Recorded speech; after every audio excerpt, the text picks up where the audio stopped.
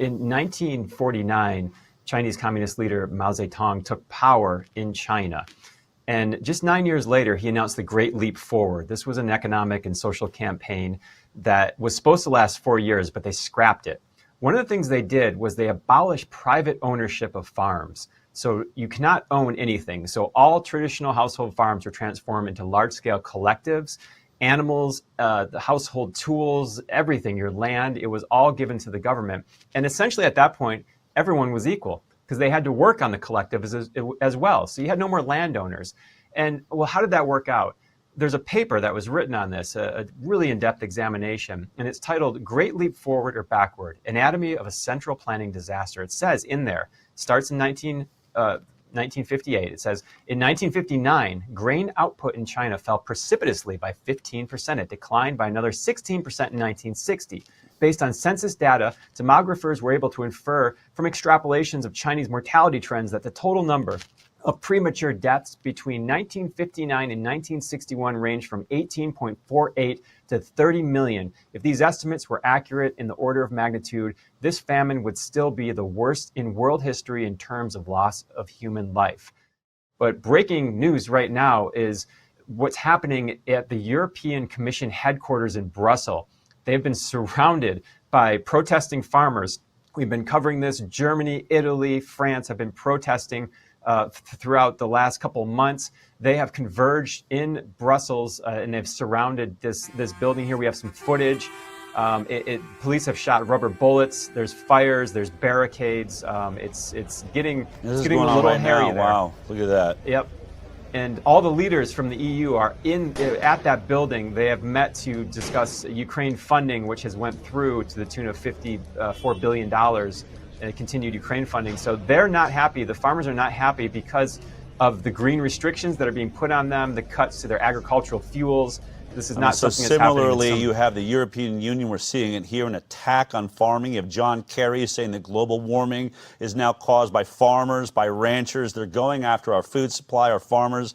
And, you know, and as you're pointing out, this is what China did when they were basically, you know, taking full control of the people's rights. Right. And people out there maybe are looking and going, well, these are just large agricultural farms. These are not talking about my little garden plot in my backyard.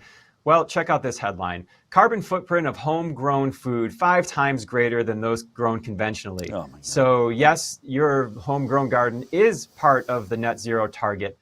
I go back to my childhood, like as a kid, you're like, you know, plant a tree, plant a garden. That is what, turns the CO2 into oxygen.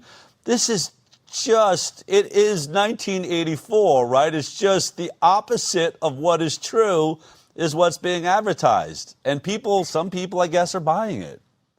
We talk about equality and equity in these words. And so we go to the United Nations and they have a research paper. It's titled Research for Social Change, Transformations to Equity and Sustainability. Those are these key words. And it says the achievement of desirable development outcomes through just and participatory processes is ultimately a political project. So right there, it says your government will drive this. Social change inevitably involves contestation of ideas and interests between different groups and requires the redistribution of resources and entitlements. The improvements in the institutions of governance that manage collective concerns at different levels. So redistribution of resources.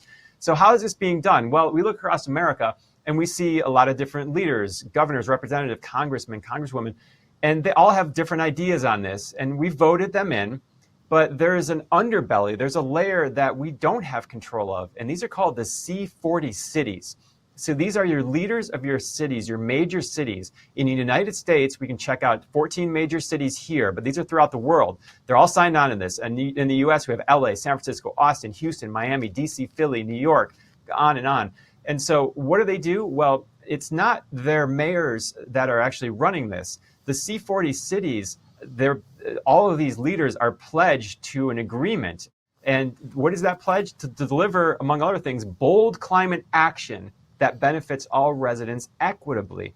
So here we are again. They are working on the behalf of not you who voted them in, or the boards who voted them in. They're working on behalf of this global consortium of sustainable equity, climate change, net zero seekers. And they even have their own research paper that came out. It's called The Future of Urban Consumption in a 1.5 degrees Celsius World. And this was, again, the C40 Cities report.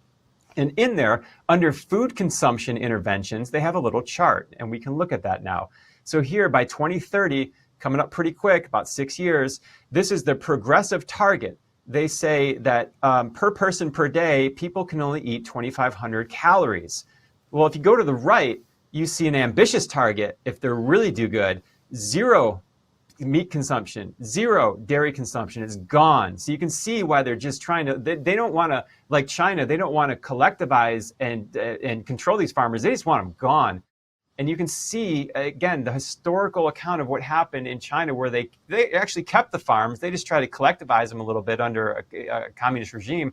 That was terrible. But what happens when you try to just get rid of them? This is the point we're trying to make here. This is why farmers are protesting all throughout the European Union. And why we should be supporting them. I mean, they are fighting for us right now. They're fighting to be allowed to still feed us real, R-E-A-L, food.